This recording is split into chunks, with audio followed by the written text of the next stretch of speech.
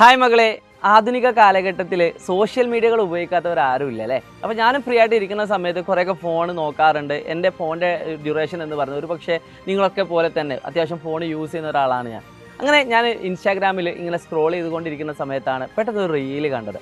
ആ റീല് മറ്റൊന്നുമല്ല, നമ്മുടെ ഈ ഇപ്പോൾ അടുത്ത് വൈറലായിട്ടുള്ളൊരു IAS കാരനുണ്ട്, ഒരു ചെറുപ്പക്കാരൻ IAS കാരന്. അപ്പോൾ അദ്ദേഹം ഒരു വേദിയിൽ വെച്ച് പറയുന്നൊരു കാര്യമാണ് ഞാൻ നിങ്ങളുമായിട്ട് പങ്കുവെക്കുന്നത്. മറ്റൊന്നുമല്ല, അദ്ദേഹം IAS എന്ന് പറയുന്ന വലിയൊരു ഒരു പോസ്റ്റിലേക്ക് എത്താനുള്ളൊരു റീസണ് അദ്ദേഹത്തിന് വലിയ ബേസിക് കാര്യങ്ങളൊന്നും ഇല്ലായിരുന്നു.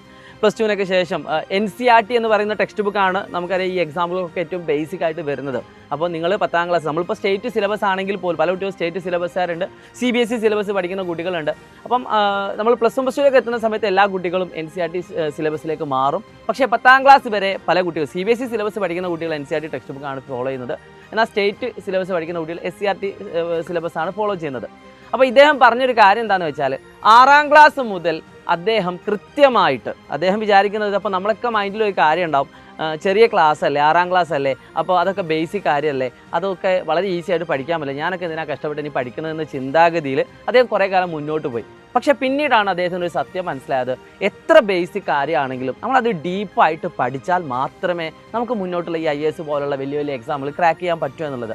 അങ്ങനെ 6ാം ക്ലാസ് മുതലുള്ള ടെക്സ്റ്റ് ബുക്ക്, NCERTയുടെ ടെക്സ്റ്റ് ബുക്ക് എല്ലാ സബ്ജക്റ്റുകളും ഡീപ്പായി പഠിച്ചുകൊണ്ടാണ് അദ്ദേഹം മുന്നിലേക്ക് എത്തിയത്. ഇതുപോലെ IAS എന്ന് പറയുന്ന റാങ്കുകളിലേക്കൊക്കെ അല്ലെങ്കിൽ ആ പോസ്റ്റിലേക്കൊക്കെ അദ്ദേഹം എത്താനുള്ള റീസൺ ഇതേപോലെ 6ാം ക്ലാസ്സിലുള്ള ഏറ്റവും ബേസിക് ആയിട്ടുള്ള ടെക്സ്റ്റ് ബുക്കിലെ എല്ലാ കോൺസെപ്റ്റുകളും ഫണ്ടമെൻ്റൽസ് ഐഡിയകളൊക്കെ വൃത്തിയിൽ പഠിച്ചിട്ടാണ് അദ്ദേഹം മുന്നോട്ട് പോകുന്നത്. അപ്പോൾ എന്തിനായിരുന്നു ഈ കഥകളൊക്കെ നിങ്ങളോട് പറയുന്നതെന്ന് വെച്ചാൽ, ഇപ്പോൾ നിങ്ങൾ 9ാം ക്ലാസ് എത്തിയിട്ടുണ്ട്, അറ്റ്ലീസ്റ്റ് നമ്മൾ 9ാം ക്ലാസ്സിലെ NCERT സിലബസുകളൊക്കെ ബേസ് ചെയ്തുകൊണ്ട് അതിൻ്റെ ഫണ്ടമെൻ്റൽസ് അതിലുള്ള കാര്യങ്ങളെല്ലാം അടിപൊളിയായിട്ട് പഠിച്ചെങ്കിൽ നമ്മൾ മുന്നോട്ട് പോകണം. ഭാവിയിൽ നമ്മൾ എഴുതാൻ പോകുന്ന പല എക്സാമുകൾക്കും നമുക്ക് ഈ കാര്യം, ഈ കൃത്യമായിട്ട് ഓരോ കോൺസെപ്റ്റ് ക്ലാരിറ്റി വളരെ ഇമ്പോർട്ടൻ്റ് ആണ്. അതിന് നിങ്ങൾ ഡീപ്പായിട്ട് തന്നെ പഠിക്കണം. നിങ്ങൾ എക്സാം പോയിന്റ് ഓഫ് വ്യൂവിൽ മാത്രം പഠിച്ചാൽ പോരാ, ഓരോ കോൺസെപ്റ്റ് എന്താണ്, എന്തിനാണ് ഇത് ഉപയോഗിക്കുന്നത്, അതിൻ്റെ അപ്ലിക്കേഷൻ എന്താണ് എന്ന രീതിയിൽ നിങ്ങൾ പഠിച്ചു പോയാൽ മാത്രമേ അതിൽ ബെനിഫിറ്റ് ഉള്ളൂ. സോ അതിന് വേണ്ടിയിട്ടാണ് സൈലം നിങ്ങളുടെ മുന്നിലേക്ക് ഫാൽക്കൺ ബാച്ച് എന്ന് പറയുന്ന ഒരു ബാച്ച്, പുതിയ ബാച്ച് അവതരിപ്പിക്കുന്നത്.